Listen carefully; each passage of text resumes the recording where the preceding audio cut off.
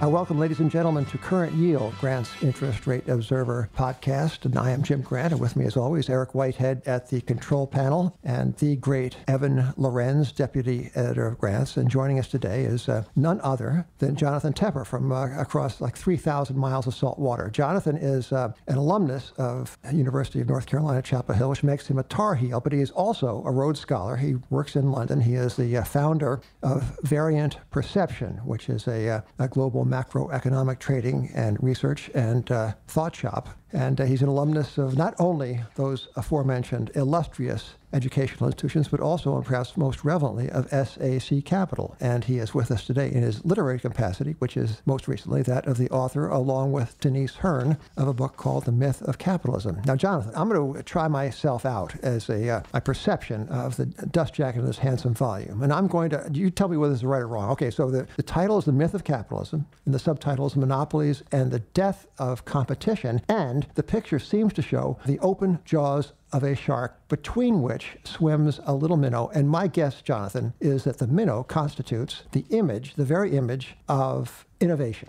Now, is that a correct reading? Spot on. You got it. Yeah. Well, there's so much to talk about, and we would like to begin by asking you then to kind of briefly and colorfully and with reference to our financial lives today, describe the thesis of this book. What are you telling the public? Absolutely. So the thesis of the book is that over the last 40 years, we've seen merger wave after merger wave in every decade. So we've had 4. And the U.S. has gone from essentially a very open, competitive economy with a lot of players down to very few players, and many key industries are now essentially monopolies, duopolies, or oligopolies. And I look at the negative social ramifications of that, which is that wages are harmed, productivity is harmed, the startups are harmed, and it clearly corrupts the political process because these companies obviously want to preserve these sort of artificial moats in many cases and dominate their industries. Let's bring this down to earth and invite you to give us some for instances. For example, Wiley is publishing your book. Wiley is a publisher been around since, I think, the 19th century, old publisher with especially, among other things, in fine financial titles, and the book is being distributed by none other than Amazon.com. Now, do you approve of the distribution end of this business, and would you take a cleaver, an antitrust cleaver, to the distributor of your own book, Amazon.com? What do you think? Yes, I would. What's very interesting is that the publishing industry on the sort of publishing side is really an industry with 5 players. So you might have, 30, 40 major imprints, but actually there are 5 companies, and there are frequent rumors that they're going to go down to 4 or even 3, and that's likely to happen. And so that's another industry where we have very few players that matter. And then on the purchasing and distributing wholesale side, as you discussed, you have Amazon that effectively is the reverse of a monopoly. It's a monopsony, meaning that they are the only buyer rather than the only seller. And they're the real only buyer of books in the U.S. And so they can dictate prices for books to the authors, to the publishers. And to the issue of breaking Amazon up is not just because it's a monopsony and they were allowed to buy competitors of online book sales, but rather that Amazon is very much like FedEx in the sense that it's meant to be an open seller of third-party goods. Now, Jonathan, if I read your fine book correctly, when you become president, which would be difficult to be sure for a man living in London, or at least the UK, but when you become president, I'm going to guess, Jonathan Tepper, that your Department of Justice, the antitrust division of your Department of Justice, will eclipse the Department of Defense in size and resources. Such is the agenda that you have laid out in this book. It seems to me that what you want to do is refashion the American economy through the institution of antitrust enforcement. Is that true? Well, I think that it's a fair assessment that I think that antitrust enforcement needs to be much bigger than it is. What's interesting is that the budgets for antitrust have collapsed. We're basically near the lowest levels ever in terms of real dollars in spending. And the FTC and DOJ are basically do-nothing institutions, and 90% of all deals close, and the ones that don't close, don't close because of cold feet, not because of the FTC or the DOJ doing anything. So yes, I do think that if I were president, I would have a robust Department of Justice and FTC, and I would make sure that not only would further mergers be prevented wanted in concentrated industries. That would break up previous ones that should never be allowed to Give happen. us an example of, say, 3 industries in which there is concentration and 3 companies that are now one that you would make many. Sure. So, for example, Google is the number one that people often talk about when they talk about monopolies. And often it's suggested that Google is in its position because they're just so brilliant technologically. But actually, they were allowed to buy DoubleClick. DoubleClick was a display ad competitor. Google was the main search advertiser. And there was nothing inevitable about Google essentially dominating online advertising. This is obviously pre-Facebook. Facebook dominates social. But that's one that never went through. You know, a friend of mine worked at DoubleClick and was just appalled when that happened. But you want us to you want us to patronize something called DuckDuckGo. What the heck is DuckDuckGo? Well, I do use it. I never use Google. Google is worse than the Stasi in terms of spying on people and registering searches. But DuckDuckGo is essentially a search engine that does not track you and spy on you. It's ad-based, but not based on tracking you. Yeah. And the search results are pretty good. But there are other industries too where mergers should never have happened. The U.S.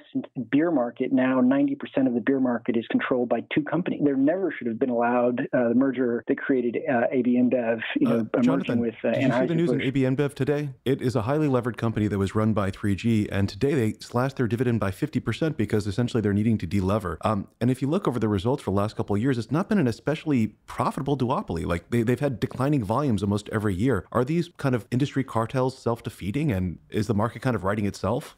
So people often say, well, Sears back in the day was accused of being a monopoly, therefore antitrust is unnecessary and ridiculous. I think the fact that the industry itself might have declining beer volume. So wine sales are going up, for example, hard liquor sales are going up, and beer volumes are going down. It's not a reason to allow a duopoly or outright monopoly. Jonathan, you're in London where beer is warm. We're here in America where beer is cold. But when I grew up tasting my father's, what am I admitting to? Okay, fine. I'm not going on the Supreme Court. Here's what I did. When I was not quite 18, we'd go to the basement and check out. Once in a while, like on the, I don't know, like my great aunt's birthday, we'd have a beer, some of us, my friends and I. And the choice was Rheingold. That was it. Now, that was my father's refrigerator. But the choice in the day was among the kind of the dishwater tasting, mass-produced, Pabst, Budweiser, Miller's. There are half dozen of them. That was way back when. Now,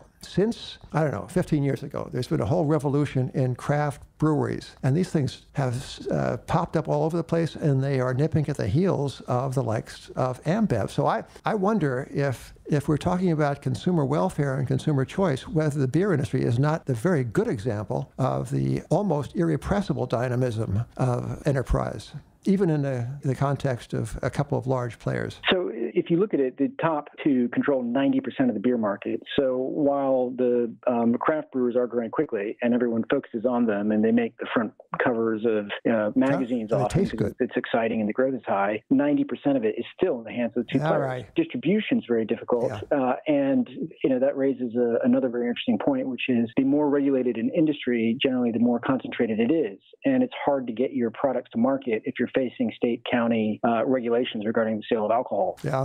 Well, they do get their products to market. Hey, before returning to Jonathan Tepper, the author of The Myth of Capitalism, Monopolies and the Death of Competition, I want to tell you a little bit about a formidable competitor in the luggage business. That's Away Travel is the name. And Away uses high-quality materials while offering much lower price compared to other brands by cutting out the middleman and selling directly to you. So you can choose from the 4 different sizes: the carry-on, the bigger carry-on, the medium, or the large. That's for extended stays. All suitcases are made with premium German polycarbonate, unrivaled in strength and impact resistance, and very lightweight to boot. The interior features a patent-pending compression system helpful for overpackers who, you know who you are. TSA-approved combination lock built into the top of the bag to prevent theft. Removable, washable laundry bag keeps dirty clothes separate from clean. Lifetime warranty. Anything breaks, we will fix it or replace it for you for life. 100-day trial. Live with it, vibe with it, travel with it. If at any point you decide it's not for you, return it for a full refund, no questions asked. Free shipping on any Away order within the lower 48 states. Carry-on sizes that are compliant with all major U.S. airlines while maximizing the amount you can pack. So it says here to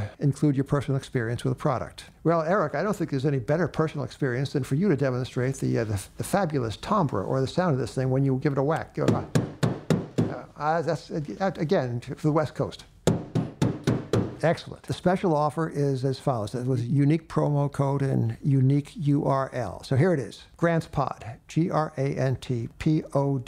For $20 off a suitcase, visit awaytravel.com/grantspod and use promo code GrantsPod during the checkout. That's awaytravel.com/grantspod, GRANTSPOD, and use promo code GrantsPod during checkout. So that's the call to action. So act, right? Yeah. Okay, so back to Jonathan Tepper. Evan and I were talking before we went in the air about another possible source in the suppression of capitalist dynamism, which is I think a big part of your thesis, that we've lost something of the vim and vigor of the American commercial engine owing to the concentration of ownership. And Evan, why don't you, because this is your idea, that the Fed does not have exactly clean hands in this, no? No, and it's something that comes out a couple times in your book. Early on, you discuss a number of academic studies that show that cartels are a lot more likely to form in periods of low rates, and they kind of break up in higher rates when there's a higher cost of capital. And you also say yourself, the way you first came to look into this was when you saw your future wage indicator no longer indicate what was actually happening with wages. It was predicting that wages would increase, and in fact, they flatlined since 2010. You discuss what's been happening over 4 decades in terms of industries concentrating, cartels forming, but it seems like a lot of the bad effects that you're citing really popped up a lot after the Fed went to QE, ZIRP,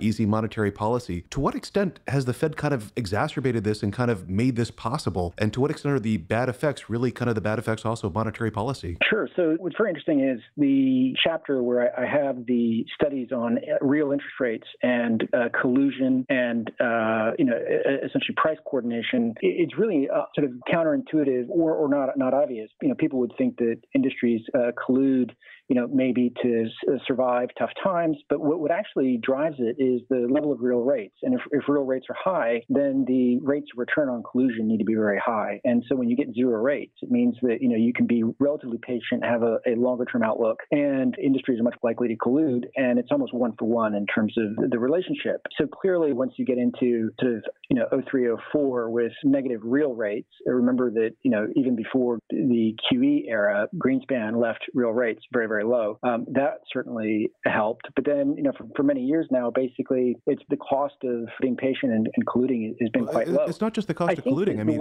it's the cost of debt. AT&T is an oligopolist in 2 industries. It's in mobile telephony, and it's also in broadcast TV. But it would not have gotten its balance sheet today, which is $250 billion in terms of debt and unfunded pension liabilities, in the process of acquiring DirecTV and Time Warner, had not debt been so cheap and allowing it to, basically consolidate industries. If interest rates were higher, this company, which is facing declining earnings, probably wouldn't, be the size it is today. I completely agree. I think that, if you have a 30-year bull market in rate, where yields have been coming down since 81, companies that use debt to acquire other companies, can do more of it. And I think that that's one of the big reasons why, we've seen huge industry consolidation, is that the financing of it has been relatively easy. And I think it's very much like, sort of the Sweet 16, where, every decade we've had a merger wave and you're just knocking out your competitors at each round. And, we're now sort of 4 rounds in. And, that's sort of where we find ourselves. In terms of your recommendations at the end of the book for what people should do, you don't actually have one on monetary policy. Should we be advocating for higher real rates in order to, keep capitalism honest? So that's actually a very, very good point. Some of the endorsers and book reviewers have read it, and no one's mentioned that, so it's very astute. Yes, I should have put that in. I do think that negative real rate clearly lead to misallocation of capital and clearly favor debt holders. And to the extent that companies lever themselves up to buy competitors, it's been a huge boon. I do think that the world doesn't end because you have positive real rates. If people can't service those, they tend to default, and that clears the balance sheets anyway. So I really do think very, very low real rate are problematic and increase collusion and the purchase of competitors. Well, Jonathan, I'm going to take this up with President Trump the next time I see him and ask him what he thinks about higher real interest rates. Hey, I'm going to ask you a question that kind of turns back to the proposition that perhaps there's something cyclical about the antitrust idea. My exhibit, which neither you nor our listeners can actually see, is another book. It's called The Antitrust Paradox, and the subtitle is A Policy at War with Itself, and the author is none other than Robert H. Bork, who preceded Judge Kavanaugh as one of the martyrs of our political culture. He was up for the Supreme Court nomination, as you recall. His book is dated 1978, is Mr. Bork's book. And in it, he contends that the antitrust laws are capricious, that for practicing capitalism, you are at risk of a Justice Department investigation because the laws are so uncertain. And says Mr. Bork that the purpose, the intended goal of antitrust is to maximize consumer welfare. Now, I don't think that that is your view, but let me ask you this. So in 1978, that was 40 years ago, I guess, the thesis of Mr. Bork was that the antitrust laws are too much with us. So fast forward all these 4 decades, and you observe, I think without anyone contradict it, that the antitrust laws are asleep. Is it possible there is a cyclicality to this question, and that the antitrust laws will awaken just because the cycle's turning? Yes, and I think that if you look at cycles as being multi-decade periods, then yes, I completely agree. I think that like a big pendulum, it swings from one direction to the other. And it's certainly a very slow-moving one. But Bork was reacting to essentially the DOJ and the FTC were not allowing almost any mergers, and some mergers that would have involved 4 to 5% market share were not allowed. So I can understand where he was coming from. I think the problem is that like any revolution, things get taken too far, and so his idea of consumer welfare has essentially meant that now nothing is done about any mergers, no matter how big they are, or no matter how few players there are. And then what you refer to is the consumer welfare standard, which was that as long as prices are kept low or promised to be kept low, then a merger can be allowed. But there's just reams and reams of evidence showing that mergers lead to higher prices. So highly concentrated industries lead to pricing power, and you can very definitely see that in the medical field, insurance, pharma. You can see that pricing started to rise when the airlines merged. So I would argue that consumer welfare standards failed on its own terms, in the sense that prices have risen, but also it's wasn't even in the Sherman Antitrust Act or the Clayton Act. So Bork, is a brilliant writer. He truly has a gift. But Jonathan, meanwhile, the Fed is, and I think central bankers the world over are trying to raise the rate of inflation and not further diminish it. So I don't know. Hey, I wanted to ask you as well, Jonathan. It is taken as a given that these days we live in a time of almost unprecedented creative destruction, disruption, here, there, everywhere. Capitalism would seem to be a very dynamic thing indeed. Is that not your view? Well, my view isn't particularly important. I think what's important is the evidence, and I think the evidence would disagree with the characterization that you had, which is that we've seen a whole-scale collapse in the number of startups in the U.S., and this affects all industries. It affects technology industry as well. We've also seen half of all public companies have disappeared effectively since 1997. So you've seen a very big decline in IPOs and the number of listed stocks. The word competition itself in annual reports has collapsed over the last 15 years. So the creative destruction sounds great, but when you actually start looking around at the evidence, you find extremely concentrated industries across the board based on the HHI index. And so it's just like, it's not one piece of evidence, it's all of it. I think we agree with you. Jonathan, so the question we have for us, your book is a great call to action for what we should do as citizens, as consumers, and as people who care about the economy functioning well. But one other question we have is, what should we do as investors? When we had you on earlier this year with John Hempton, you said that the data shows that concentrated industries, duopolies, monopolies, and words that I can't say, have just done the best in the stock market. But lately, we've kind of seen a breakdown in that. Today was AB InBev, but like the tech leaders like Facebook and Google have also broken down recently. So what should we as investors take away from your book, and how should we approach the market? Sure. So I think that the paper that we talked about earlier this year when I was on with my very good friend John Hempton, who I love dearly, we were talking about the past performance. And I do think that if there are natural moats or reasons why an industry might support few players, I think those industries might do well going forward, right? So for example, Boeing or Airbus might come to mind in the sense that, it's just pretty difficult for new startups to come in and compete with these. So the technology dictates the size of the plant and the firm. But there are many industries that essentially have artificial moats, meaning that they've used regulation to try to keep out new entrants. And I think some of these are going to be attacked. You were talking about the pendulum earlier, or the cycle. I think the cycle will turn. And so the returns that you've seen over the last 10 to 15 years are likely not going to be seen going forward. if you remember the great book on spinoffs, You Can Be a Stock Market Genius by Greenblatt came out, and everyone's like, well, spinoffs have done amazing for the last 20 years. And then when everyone started focusing on spinoffs, they've actually done very poorly going forward. And my guess is that a lot of these have been bid up, priced out, and furthermore, you're then going to get the reaction against them. And so I do think that the FAANGs are probably going to be broken up. There's a tremendous groundswell for that. I suspect that they're not going to be the amazing investments that they have been over the last 10 years. So I think you have to be judicious in which ones they are. And then also, is it a natural one that's dictated by the technology or the industry, or is it not? And that's the real question I think that investment analysts have to ask, putting aside all these other social considerations about the ills of concentration in terms of wages, productivity, and all that. Hey, Jonathan, in this country at least, buybacks are a very big feature of the stock market, and I dare say a very big bid in the stock market. And your conclusion where you're spelling out courses of action that we must or should all follow to beat back this tide of concentration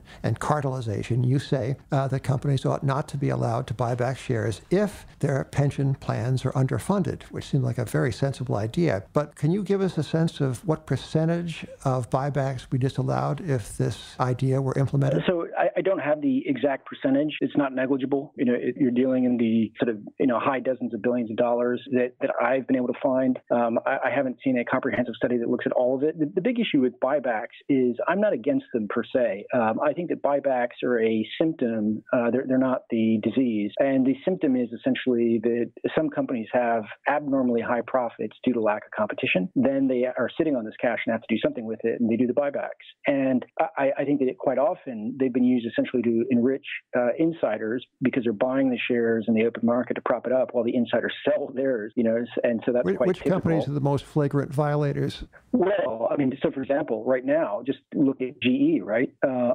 Look at what they've done over the last 10 to 15 years and look at their pension plan, right? They are the sort of poster boy for flagrant abuse of buyback, engaging in debt and underfunding pension plan. There are other companies as well. Some of the defense company stocks have done that. So clearly, in some of these cases, defense stocks, I point out in the book, I've got a chart there. There were 105 defense companies when Bill Clinton came into office. Today, there are 5. And most of these actually have zero competition because, they produce a particular line of weapons and there's no other company competing with them in that. So again, it's a symptom, not the disease, but then they're able to, take the sort of profits from Uncle Sam, buy back their shares while insiders sell in the open market and underfund the pension plans. Jonathan, does your analysis of monopoly in capitalism spill over perhaps into a line of argument or reasoning in politics? I'm thinking, for example, of something I read in The Spectator, British weekly, and Charles Moore, who writes a column in The Spectator, observed that in Scotland there is one police force. And according to Charles Moore, this one police force is rather overbearing. It has no regional competition or local competition. There's one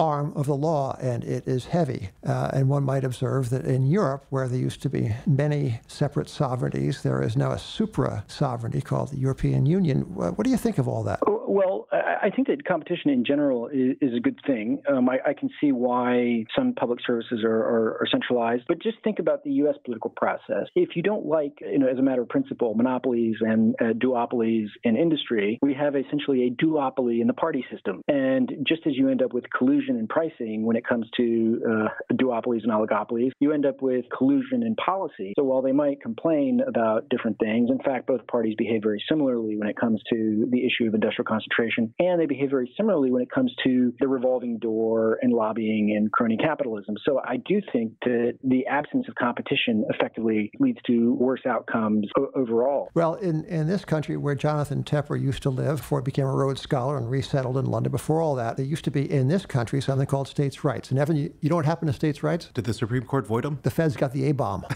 Well, we have been talking with the author of The Myth of Capitalism, Monopolies and the Death of Competition, and he is Jonathan Tepper. We have not talked with his co-author, Denise Hearn, but we wish her as well.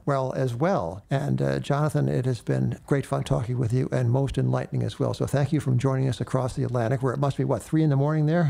Thanks for staying. No, it's at night. But thank you so much. Absolute pleasure and enormously grateful. I always enjoy grants. Terrific. Talk to you soon, Jonathan. And ladies and gentlemen, thank you for being with Current Yield, Grant's interest rate observer of the air.